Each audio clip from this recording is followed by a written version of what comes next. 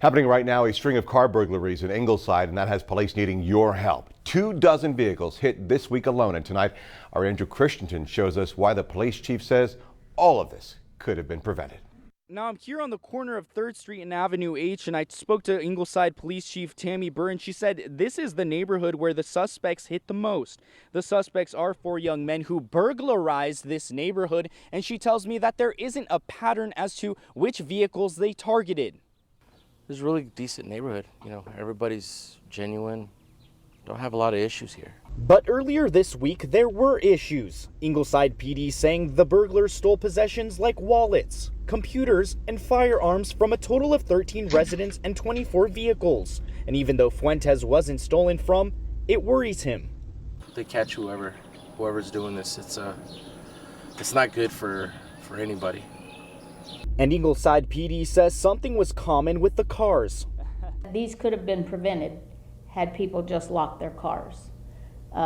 Probably most of these vehicle burglaries that occurred the other night, the vehicles were unlocked. So it was a crime of opportunity for them. This is a map of the neighborhoods in Ingleside the burglars stole from. Burr saying they even went into a garage. Dwayne Rod lives in one of the neighborhoods saying he hasn't been hit recently, but his car was burglarized years ago, and now he takes precautions. I keep doors locked at all times, fence gates locked at all times. Some people think I'm a little overboard with that, but that's just how I feel safe.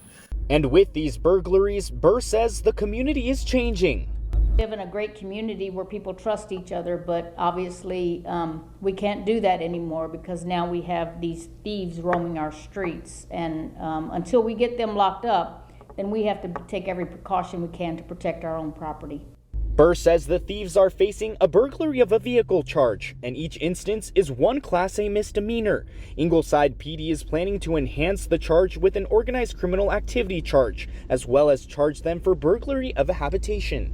We spoke to the Portland chief of police. He says there were 2 burglaries of vehicles last night in Portland, but he says he thinks they're not associated with the ones here in Ingleside.